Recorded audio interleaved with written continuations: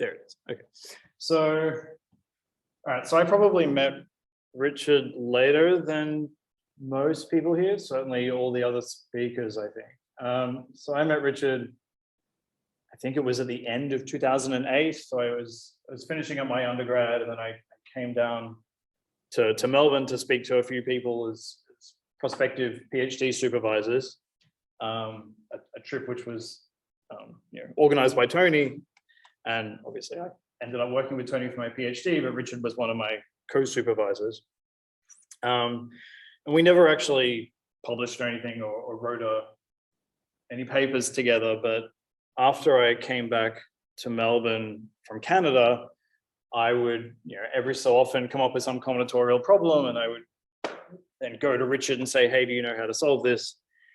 And as Judy Ann was talking about, Richard loved to really dive into a problem, and he loved to draw lots of pictures, and he was often very dedicated to these problems and very generous with his time. Even if it was something that he was busy with his own teaching, his own research, if you gave him something interesting, he would really dig into it and try and spend a lot of his time to try and help you out. And so these are, let me zoom out a bit, that might help. This was one problem that I came to him 2018. I think I came to him with this problem, and I don't want to go into the details, but it's a thing where we were trying to count a certain type of planar map.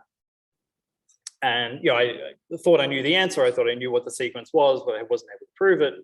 And I thought it was the kind of thing that Richard would be interested in, because it's an algebraic sequence. And for the last few years of his life, Richard was very interested in algebraic sequences like the Catalan numbers and stuff, and trying to come up with very general theories to explain how you count these things and how you biject them from one class to another, and so on.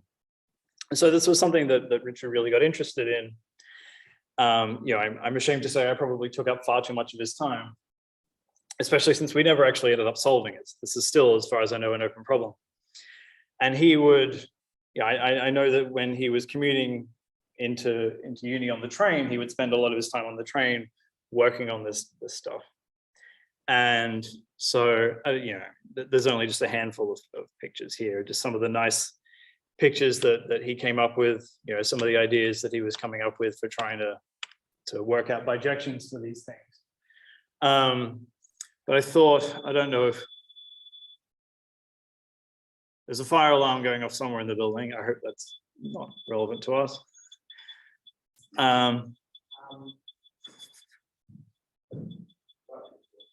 It might just be a door. Okay. Someone, there's a sensor somewhere. Yeah, okay. Hopefully that, there we go. Okay. So, I thought it was nice. So one of Judy Ann's slides was the picture with all the different, pictures that she was coming up with, and how Richard, came in and said, hundreds of pictures, she's outdone us. And so what I thought is that if you can see, you might not be able to see very well the title of that PDF document that Richard sent me, but this is pages 116 to 122 of this particular document that Richard was working on. So he not only did hundreds of examples, he did hundreds of pages of examples. I haven't seen the whole thing. He only sent me those 7 pages, but yeah, anyway. Okay, so I don't actually want to talk about that anymore. I want to talk about something slightly different. Unfortunately, I don't have the slides with me right now. Would they be in the trash, Nathan? They're not in the trash. Sorry, yeah. I'll waffle on for a bit. Okay. Okay, well, what I am going to be talking about is a sequence which is not algebraic, so I'm sure Richard would be very disappointed in me for that. But it has the title, the word Catalan in the sequence, in the title of the sequence, so he might like that.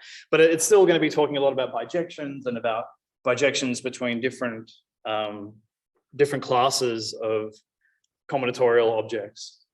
And so I think, and it's also kind of visual. Some of the proofs that we came up with are quite visual, and so I think it's for that reason it's something that that Richard would have loved. Okay, so hopefully thumb drive is going to appear.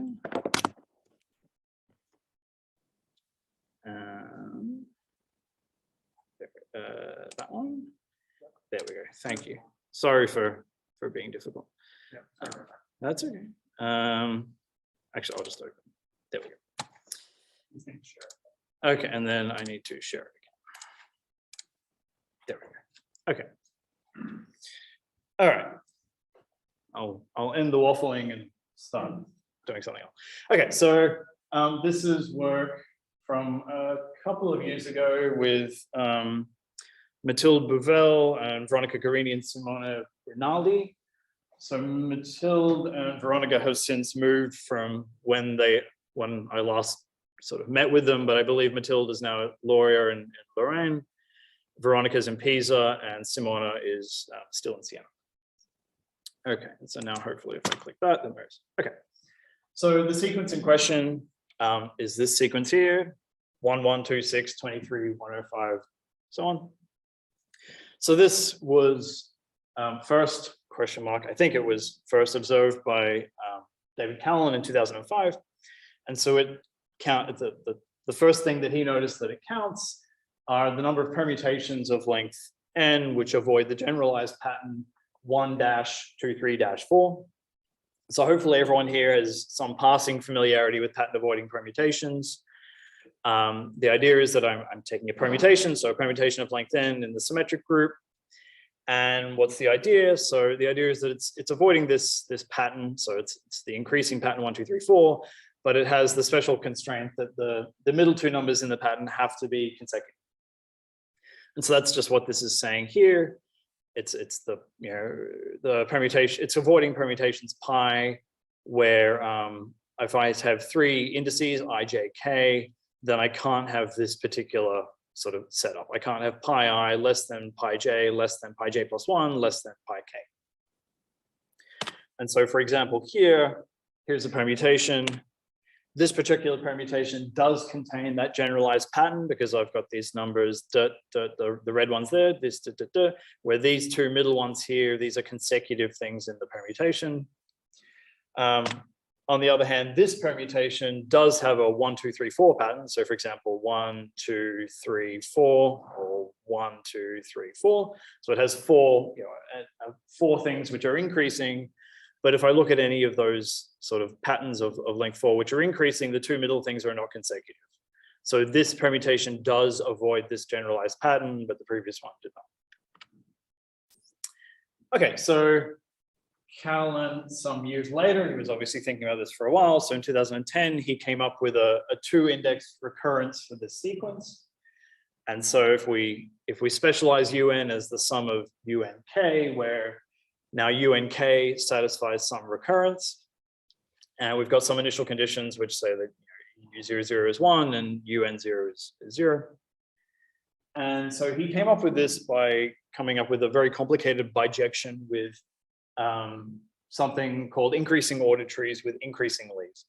So an increasing ordered tree is just you take a plane tree and then you put the labels on each of the vertices from 0 up to n.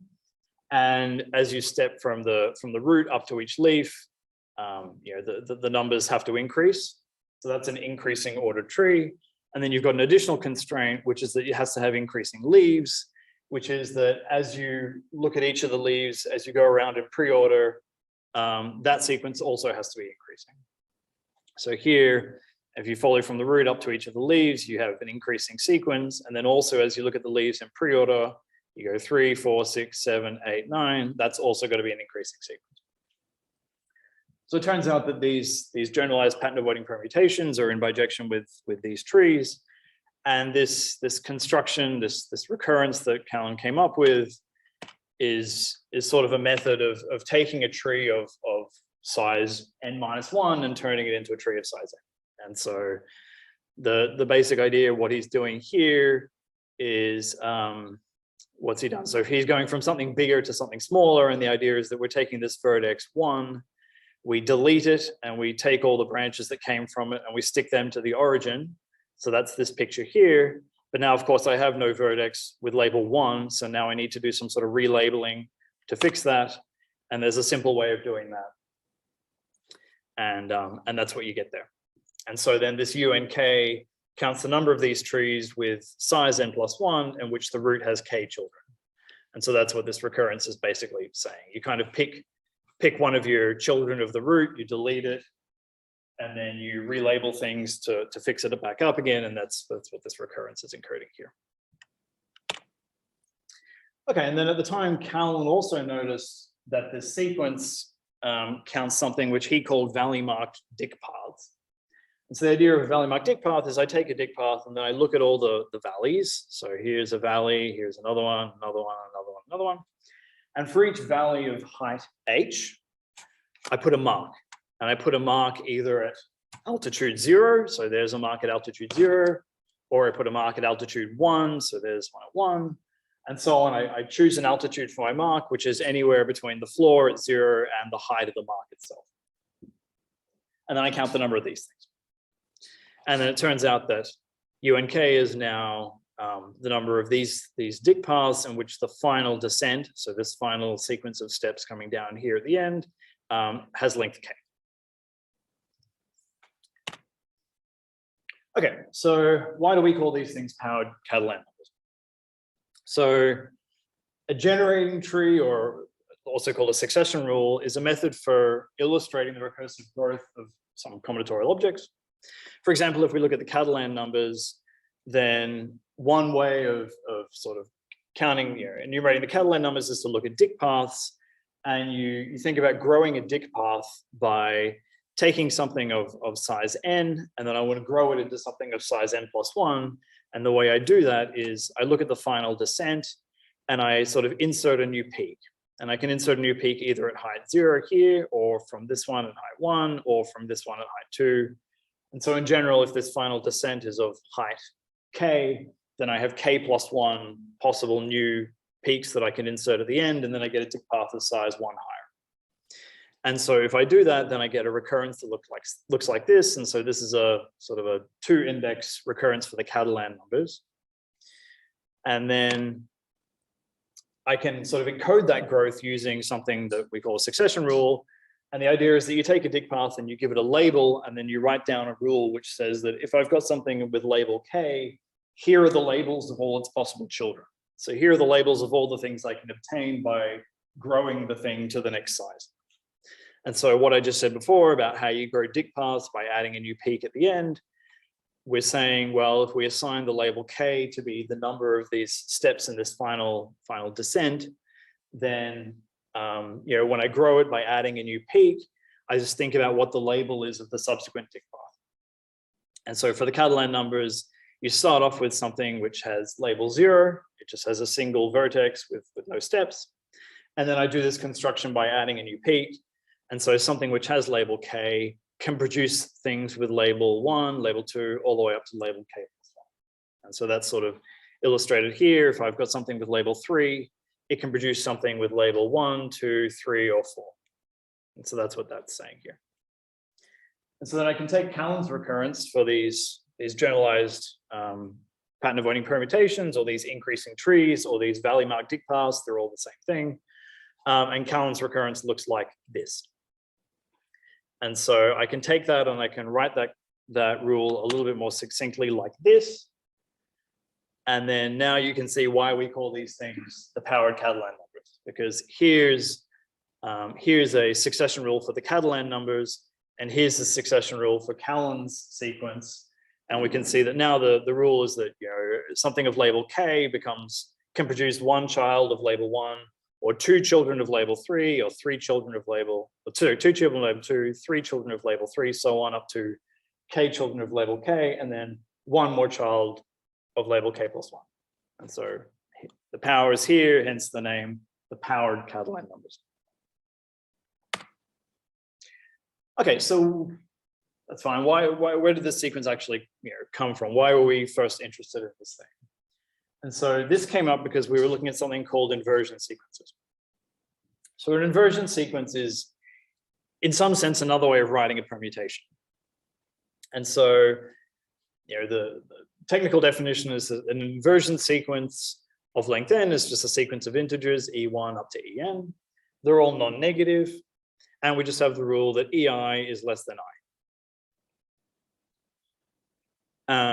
But unlike a permutation, the number 1 can only appear once, the number 2 can only appear once, so on. Here, we can have numbers repeated, we just have to have the rule that each one is bounded above by I. So the number of these things, it's easy to see that the number of these things is n factorial, and hence there must be a bijection with permutations, and it's not hard to come up with that. And so what we do is we take a permutation and we map it to its inversion table, or technically its left inversion table. And so what is that? The idea is that we just, for each number 1, 2, 3 up to n, we assign the number ti to be the number of j's which are bigger than I, but where pi j is less than pi I. So here's a picture. So here's a permutation 2, 3, 8, 1, 6, 4, 7, 5. And I'm going to construct its inversion table. And the idea is that I just look at each term in the permutation one at a time. And I kind of just draw a little box, or I do a little highlighting of everything that's to the right and below of that point. And I just count the number of things that are in that highlighted section. So here, I'm highlighting everything to, below and to the right of that 2. And so there's one thing in that shaded section. So I get the number 1. Then for the next one, again, there's one thing in that shaded section, so the number 1 appears again. Then 5, then 0, then 2, then 0, then 1, then 0. And then I take that sequence and I just reverse it. And then it's not hard to see that if I take that sequence and reverse it, then the subsequent sequence has to satisfy this rule up here. And so I get an inversion sequence. And it's really easy to go backwards as well. You take your inversion sequence, you reverse it, and then you put the number 1 down, and then you just decide whether the next thing goes to the left or the right, and so on. It's really easy to construct that bijection. Okay, so permutations can avoid patterns. We started off talking about these generalized pattern avoiding permutations. So inversion sequences can avoid these things as well. However, in general, if we take the set of inversion sequences which avoid a given pattern, and then we treat those as the inversion tables for a set of permutations, and then we look at that set of permutations and ask, well, is that the set of permutations which avoid some simple pattern? The answer is often no. Sometimes there is some sort of nice correspondence, but more often than not, it's a mess. So for example, if we want to look at Catalan numbers, as will be well known to those who know it well, if I take any pattern of length 3 and I look at the permutations which avoid that pattern, then that sequence will be the Catalan numbers. If we want to try and do the same kind of thing, but with inversion sequences, so we want to get the Catalan numbers out of some sort of pattern avoiding inversion sequences, we have to do a bit more work. But it's not that bad, I guess. So we take inversion sequences and we avoid all these patterns. So we don't want to find any triple of numbers where they're all the same. So that's what 0, 0, 0 is saying. We don't want to find any triple of numbers where the first one is bigger and then the next 2 are equal and so on. So we avoid all those patterns. It turns out there's a simpler way of interpreting this. It's just saying we're taking all the inversion sequences for which there's no triple ijk, such that the first one is the biggest. So ei is bigger than ej and ei is bigger than ek. So we're just trying to avoid any triple of terms in our inversion sequence where the first term is bigger than the other two. Now it turns out that these things grow according to this succession rule for the Catalan numbers. So that's the one where we take a dict path and we look at the last descent and we put a new peak in. So that's that succession rule there. And it's not hard to show that these inversion sequences satisfy that rule.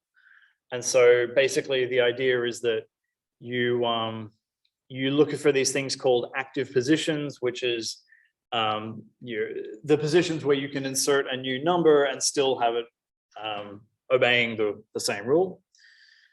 And so it's not hard to show that if I look at, I consider the number of active positions, which is the number of positions where I can insert the number I minus 1 at position I. Then there will be, at most n ways I can do that. And so if in general there are k ways of doing that, then I give it the label k. And then you show that if I do each of these possible insertions, so I do each of the possible insertions where I insert I minus 1 at position I, then what I get after I do that is something of label 1 or label 2 or label up to label k plus 1. And so that's the succession rule for the Catalan numbers. Nope. There we go. Okay, so that gives me a set of pattern avoiding inversion sequences.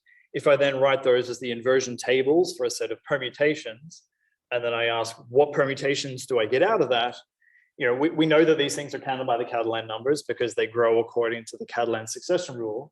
So we might hope that the set of permutations that we get are the set of permutations which avoid 1, 2, 3 or something, which avoid some simple pattern of length 3.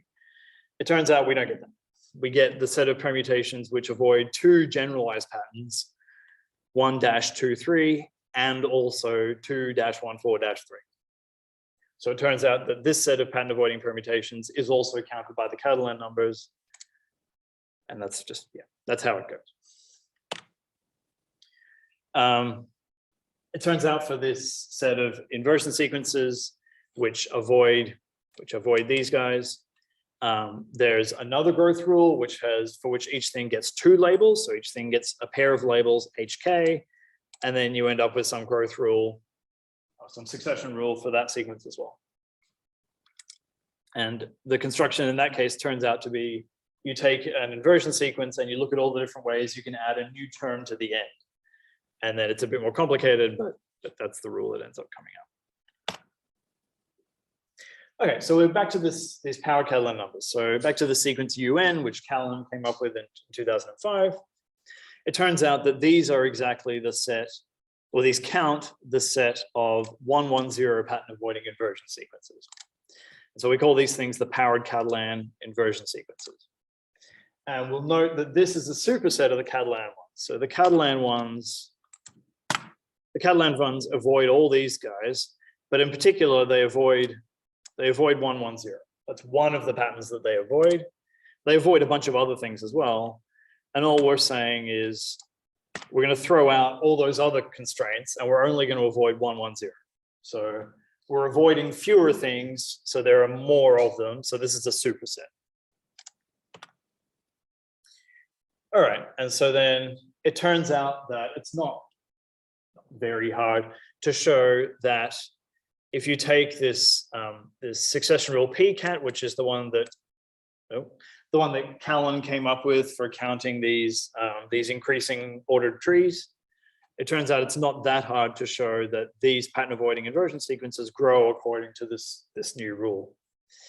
And the label K counts the number of 0 entries. So the number of things in your inversion sequence which are equal to 0. And the growth goes something like this. You take all the non-zero entries in your inversion sequence, you shift them all up by 1. So you increase everything, all of those by 1. And then you pick some subset of the zeros according to a particular rule. And then you increase those, all of those by 1 as well. And then you just glue a new 0 to the end, or to the start, sorry. And then what you end up with is something which also avoids 1 and 0. And these steps are easily reversible. Basically, you just delete all the 1s and then shift everything back down. Okay, but along the way, we also found yet another succession rule, which generates this sequence UN. And so you don't need to worry too much about the details of what this says. Just note that, okay, it's a succession rule. Each thing has a pair of labels HK, and then each of those generates a bunch of children. Don't worry too much about the details of that. And we call this the steady succession rule. As an aside, it's much easier to do Callan's 1, 2, 3, 4 pattern avoiding permutations according to this succession rule. So his proof was awful. It was, 20, 30 pages or something. This one's much, much simpler to work with. Half a page or something, not that bad.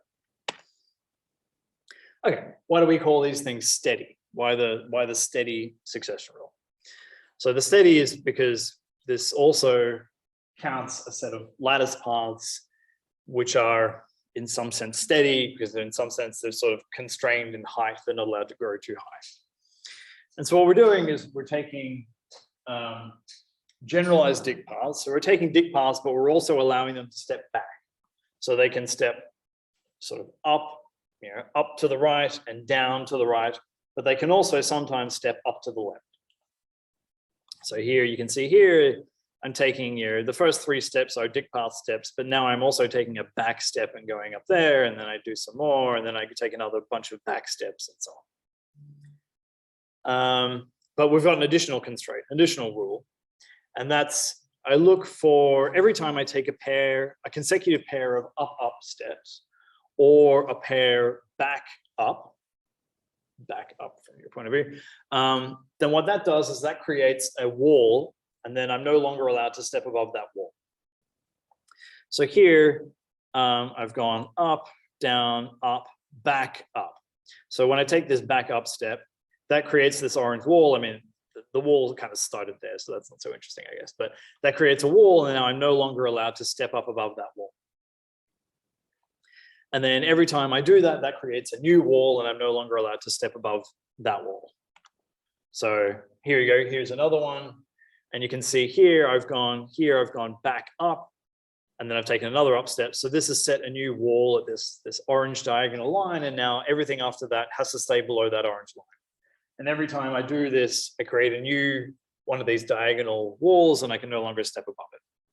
And so that's sort of the name steady, is that because I'm continually constructing these walls that I'm not allowed to go above, that the height is somehow constrained. And then the size of these things is just the number of up steps. So these things grow according to this succession rule, omega steady.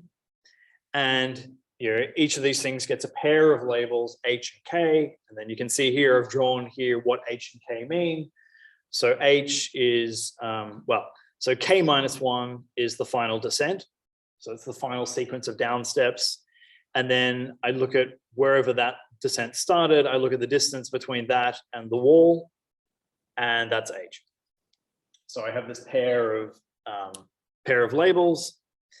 And then hopefully if you've done anything with partially directed walks or something like that, and you've looked at sort of a kind of construction where you're adding these things one column at a time, you might be able to see why we need this pair of labels. So each time I'm adding a new sort of up step to make these things one bigger, what am I doing? Well, for a Dick path, I would just be adding a new peak and then just a bunch of down steps after that. Here, because these things are allowed to step back, I could pick a point and add a new peak, and then add a bunch of back steps, and then up and then down. But now, because I've got this constraint of this wall, I have to be more careful about how many back steps I take. So I no longer need to know only about this descent at the end. I also need to know about where that wall is, because that constrains how many back steps I could add when I grow these things sort of one column at a time. So that's why I need 2 labels to grow these things.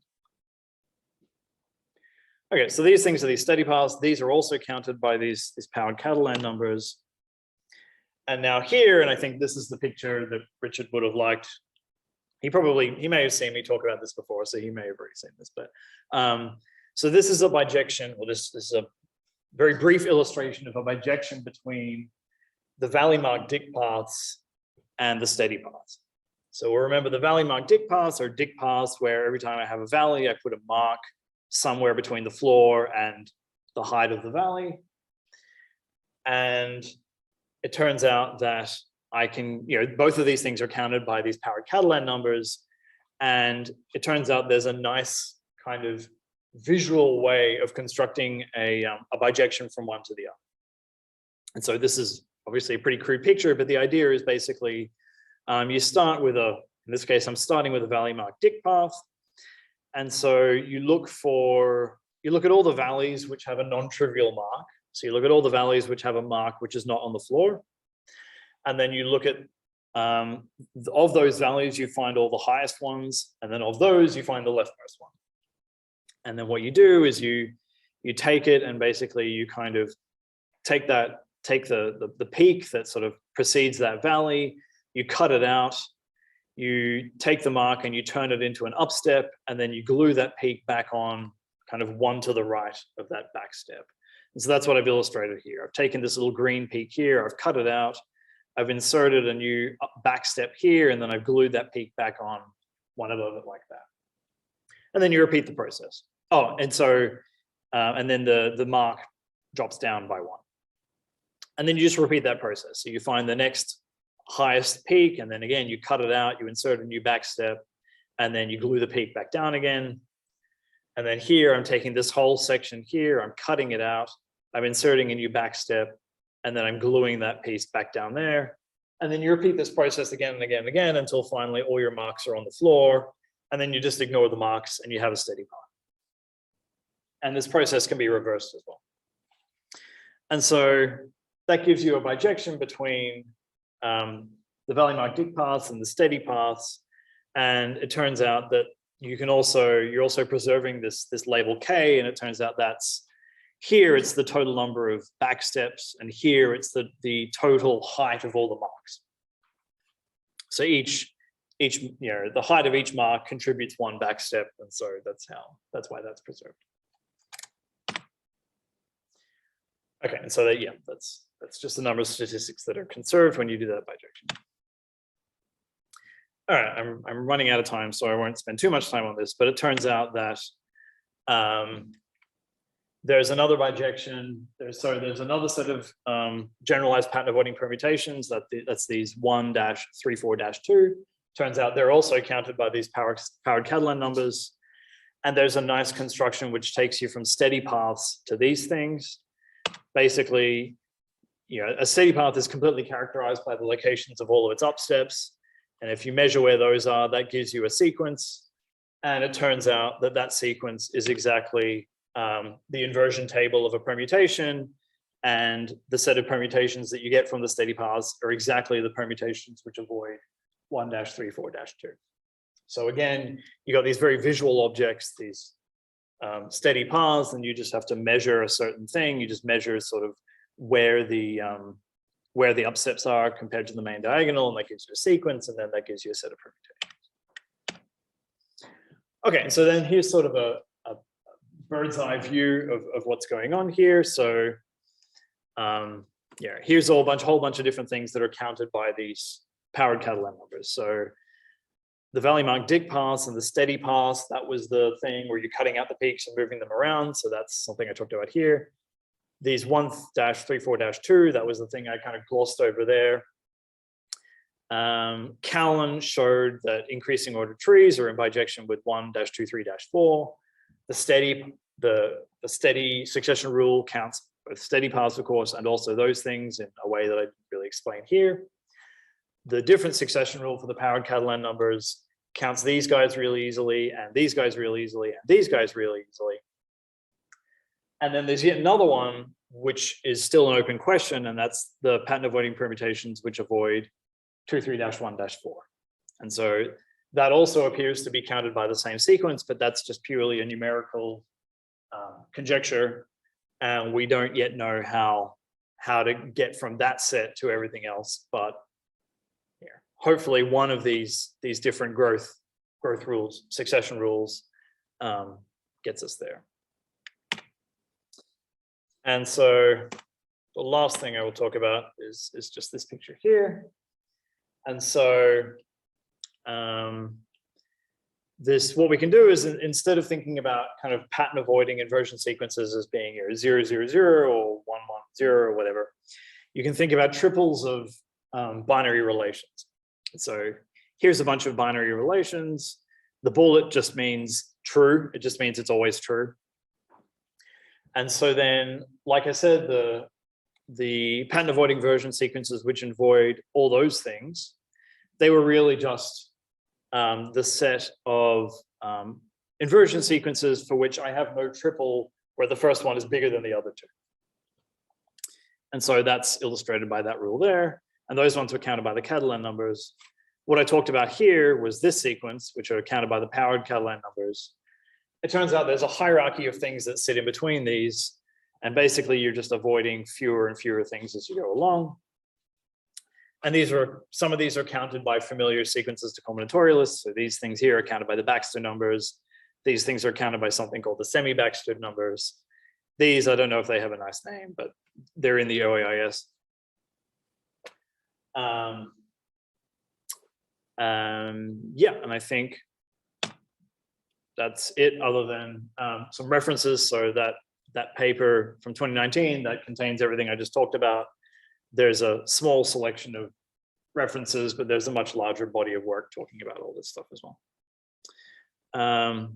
Okay, I'm out of time, so I'll stop. Thanks.